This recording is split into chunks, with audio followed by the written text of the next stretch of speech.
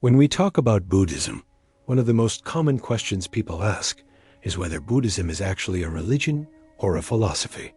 At first glance, Buddhism may seem like a religion because we often see temples, monks, rituals, and statues of the Buddha.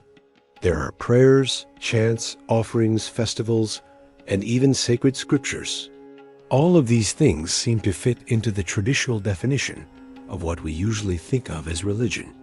But at the same time, when we look closely at the core teachings of Buddhism, we find that it does not revolve around the worship of a god or supreme being. Instead, it focuses on personal transformation, understanding the mind, and achieving inner peace through insight and practice. This is where the question becomes more complex and interesting. To answer this question properly, we need to explore both how Buddhism developed historically and how it's practiced today in various parts of the world. The Buddha, Siddhartha Gautama, who lived around 2,500 years ago, never claimed to be a god, a prophet, or a divine messenger. He was a human being who said he discovered a way to end suffering. His teachings, which are often summarized as the Four Noble Truths and the Noble Eightfold Path, provide a framework for understanding why we suffer and how we can liberate ourselves from that suffering. Unlike many religious systems, Buddhism doesn't rely on faith in a divine being or creator god.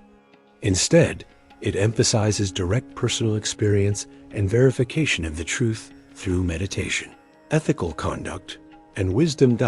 This is one of the main reasons why many people, especially in the West, view Buddhism more as a philosophy or way of life than a religion. The emphasis on personal responsibility, self-discipline, and inner exploration seems very philosophical. Many modern practitioners appreciate that Buddhism doesn't ask them to believe in things blindly, but instead encourages critical thinking, self-inquiry, and experiential understanding. For example, the Buddha is famously said to have told his followers not to accept his teachings out of blind faith, but to test them, just like a goldsmith tests gold by cutting, scraping, and burning it to see if it's genuine. This attitude appeals to many people who are skeptical of religious dogma. However, if we stop here, we'd only be telling part of the story. While it's true that Buddhism does not revolve around worship of a creator god, it still includes elements commonly found in religions. In many Buddhist cultures, people engage in devotional practices. They offer incense and flowers at temples. They bow to statues of the Buddha and chant sutras. They participate in rituals led by ordained monks. There are cosmological beliefs about rebirth, karma, and multiple realms of existence. In some traditions, such as Tibetan Buddhism or Pure Land Buddhism, there are also prayers directed toward celestial beings like bodhisattvas or Buddhas of other realms. These devotional and ritual aspects fit neatly into what we typically classify as religious behavior. So how can Buddhism be both a religion and a philosophy at the same time? Part of the answer lies in understanding that Buddhism is not a single unified tradition. Over thousands of years, Buddhism has spread across many cultures, from India to China, Japan, Tibet, Sri Lanka, Southeast Asia, and eventually the Western world. Each culture has shaped and interpreted Buddhism in its own way. In countries like Thailand, Sri Lanka, and Myanmar, Theravada Buddhism tends to emphasize meditation, monastic life, and ethical conduct, often appearing more like a philosophy of personal development. In contrast, Tibetan Buddhism includes elaborate rituals, colorful deities, protective mantras, and deeply symbolic art, resembling a richly ritualized religion. Meanwhile, Zen Buddhism in Japan often emphasizes simplicity, direct experience, and meditation, sometimes downplaying religious formalities in favor of personal insight.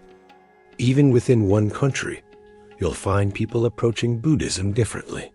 Some may go to the temple just a few times a year, light some incense, and pray for good fortune without deeply studying Buddhist teachings.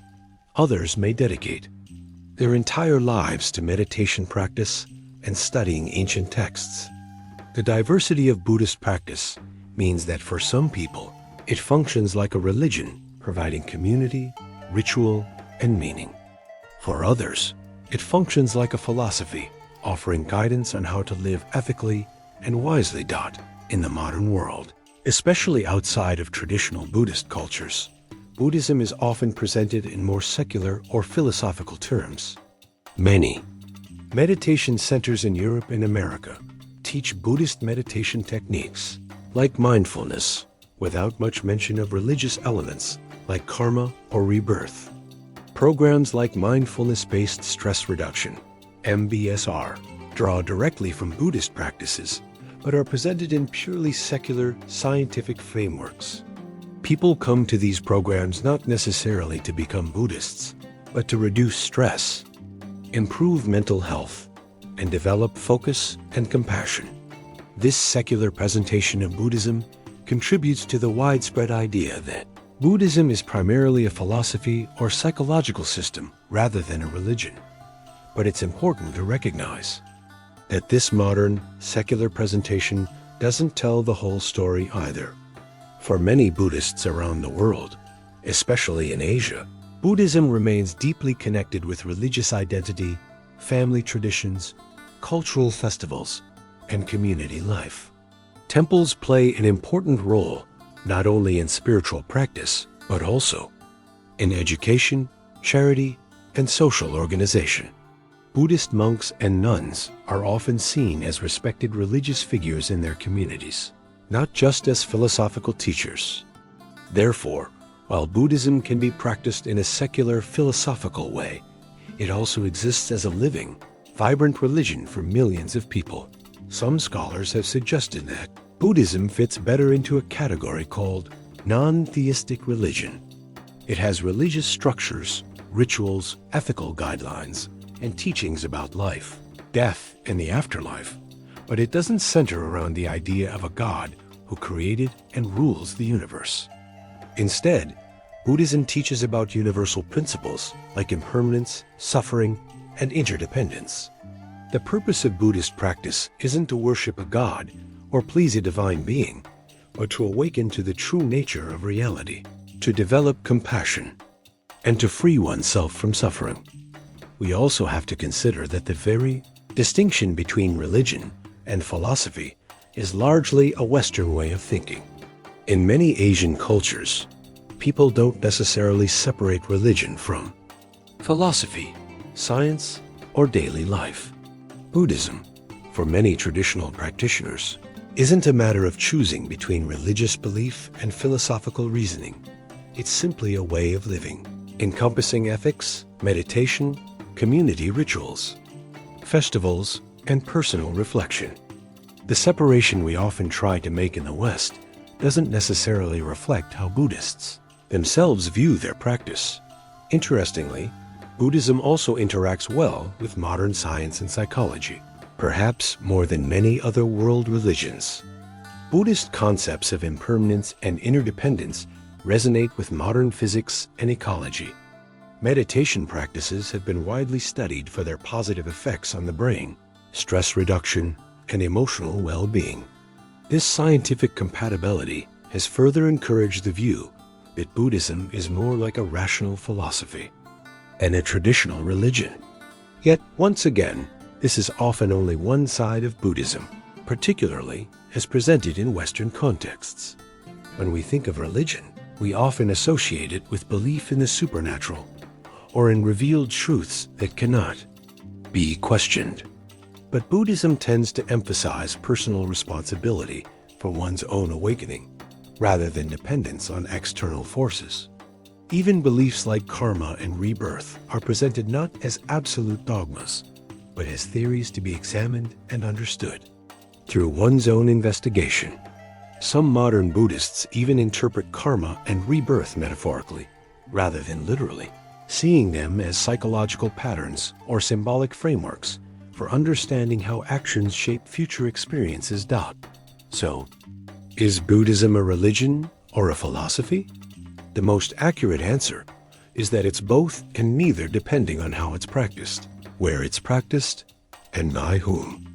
For some, Buddhism is a complete religious path with rituals, prayers, and temples. For others, it's a philosophy of life, a psychological discipline, or a set of ethical principles. And for many, it's a seamless blend of both. Ultimately, the question itself might not be as important as how we engage with the teachings. Whether you see Buddhism as a religion or a philosophy, what matters most is whether its principles help you to live with greater awareness, compassion, and peace. The Buddha himself didn't ask people to label his teachings as a religion or philosophy.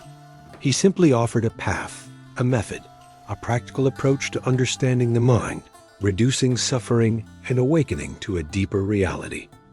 Whether we call that religion or philosophy is secondary to whether it actually works in helping us lead more meaningful, mindful, and compassionate lives. So the next time someone asks, is Buddhism a religion or philosophy? You can confidently say that it's both and beyond. It's a living tradition, adaptable and diverse, offering something profound to those seeking wisdom, regardless of how they choose to define it. Thanks for watching. Our channel is new and needs your support. In our channel, you can find many videos on the history and philosophical teachings of Buddhism. Please subscribe to our channel to support the teachings of Buddha. You can download our app from Google Play. Get notifications, daily quotes from Buddha, guided meditation methods, articles about Buddhist wisdom and sutras from Pali Canon. Discover inner peace, cultivate mindfulness, and unlock the infinite wisdom of the Buddha with this app. Download link below.